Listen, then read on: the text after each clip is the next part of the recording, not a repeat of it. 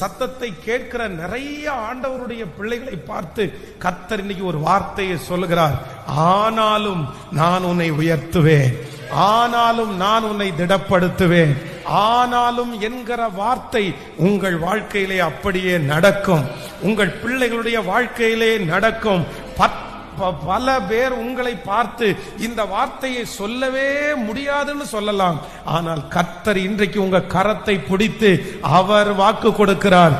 ஆனாலும் இது நடந்துருச்சு, ஆனாலும் இது நடந்து கொண்டிருக்கிறது, ஆனாலும் இந்த இடத்திலே தோற்று போனாய், ஆனாலும் இந்த இடத்திலே தலை குனிந்தாய், ஆனாலும் இந்த பலவீனம் உனக்கு வந்தது, ஆனாலும் இந்த நஷ்டத்தின் வழியாக நீ போய்கொண்டிருக்கிறாய், ஆனாலும் கர்த்தர் சொல்லுகிறார். ஆனாலும் என்கிற வார்த்தை யார் பயன்படுத்த முடியாவிட்டாலும் வானத்தையும் பூமியையும் படைத்த தெய்வம் இன்றைக்கு உங்களையும் என்னையும் பார்த்து சொல்லுகிறார்.